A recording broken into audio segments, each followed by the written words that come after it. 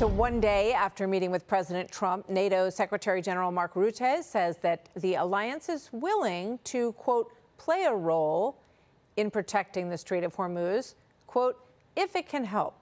Doesn't sound like a hard and fast commitment. Little interesting language there. He also admits that some allies could have stepped up sooner to help with Operation Epic Fury. Watch. And it came time to provide the logistical and other support the United States needed in Iran. Some allies were a bit slow, to say the least. In fairness, they were also a bit surprised. To maintain the element of surprise for the initial strikes, President Trump opted not to inform allies ahead of time, and I understand that. So the White House now looking at possible punishments for some NATO allies. According to a piece in the Wall Street Journal today, quote, the proposal would involve moving U.S. troops out of NATO member countries deemed unhelpful to the Iran war effort and stationing them in countries that were more supportive. Let's bring in Dana Perino, co-anchor of America's Newsroom and co-host of The Five, and author of a great new novel, yes. Purple State, which is very exciting. I've been reading it at night before bed, and it's a page turner. I promise you. I can't wait to find out what happens to these girls. You can get it on April 21st. It goes on sale. I got a sneak early copy, so I'm lucky. Jessica Tarlov, co-host of The Five and Fox News contributor. Great to have both of you. And also a Purple State fan. I read an early draft. She read an early draft and got blessed because it probably was not great. Checking the liberal writing. It was great. Really good. Thank you both. So, Dana, let's take a look at this. NATO, basically, the president read the riot act to Mark Rutte yesterday, and he has been very open about how disgusted he is, really, with our NATO partners when it comes to this effort.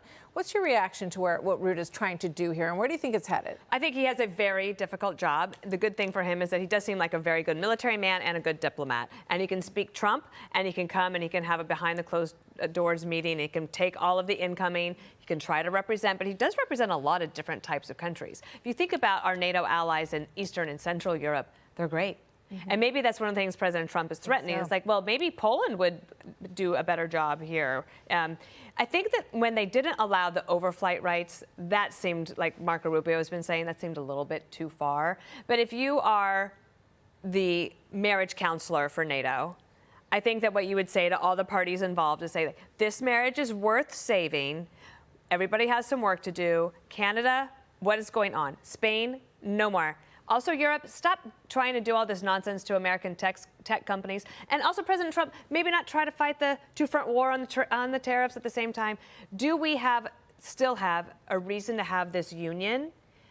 And I think that the answer, if everybody had calm heads for a moment, would be yes. But everyone's going to have to come to the table with a little bit more.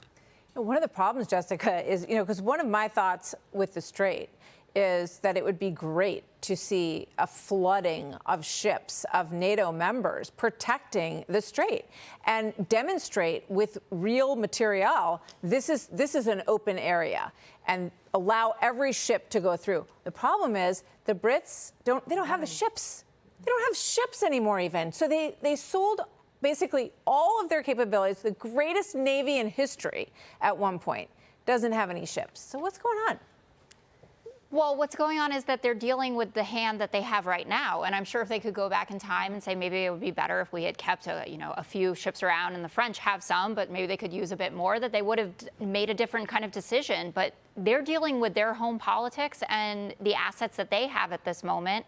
And this war is deeply unpopular here, and it also is across the world, especially in these NATO countries. And I think that Secretary Rutte, who is doing this delicate dance, I love the marriage counselor analogy for this, said something really important, that the allies were surprised by this. There was no heads-up call about it, and I'm not saying that you have to check every box with, everyone else to make sure that they're 100% on the same page. But everyone woke up to the same news, except for our government and the Israeli government. And I think that that is something that's been very difficult to process in a way to manage, again, their home politics, but also thinking ahead. And it wasn't one of these missions like Operation Midnight Hammer, when you say, okay, this is an in and out thing, right? They're going to be there 24 to 48 hours or whatever it was. I mean, this is going on 4 to 6 weeks at a minimum, and who knows what happens after this 2-week period. as well. So they're looking at this as a long-term commitment. And well, there's no doubt in my mind that if they had tipped off the allies about this operation, that this little gathering of all the leaders that was a breakfast meeting that was uncanny in the opportunity that it presented, probably would have scattered very, very quickly. I don't think that, there's any way that they could have given them a heads up on that morning in advance. Dana? Well, yes, that is true. And then I think that we have to also deal with reality right now. If Iran feels like it can hold the rest of the world hostage at the Strait of Hormuz, then, okay, you might not like it, but everyone better step up and figure this out, because there's not going to be unconditional surrender, I guess. So that means, like, what are the objectives? The objective right now should be no one should be allowed to charge a toll to go through the Strait of Hormuz. It's not good. It's not good for anybody. Yes, we are more energy independent. Everyone should take a little lesson on that too. But NATO should remember, especially the ones complaining, you're worried about President Putin? Well, Zelensky is showing the way. You could also help him. And again, that's why I say Central and Eastern European partners are a little bit better at this right now. Well, because they understand the duress. They know what it's like to be threatened by Russia. They see what happened to Ukraine. When real events have a way of stiffening people's spine. And Europe and Asia get all of their fuel through this strait. South Korea and Japan, we've got 100,000 troops in those places protecting people there, and they're not willing to lift a finger. So but they've also shocking. been able to strike their own deals, right? Like the Japanese has been able to. Which is also kind of gross. Be sure to like and subscribe for all the Fox News latest on YouTube, and catch full shows streaming now on Fox One.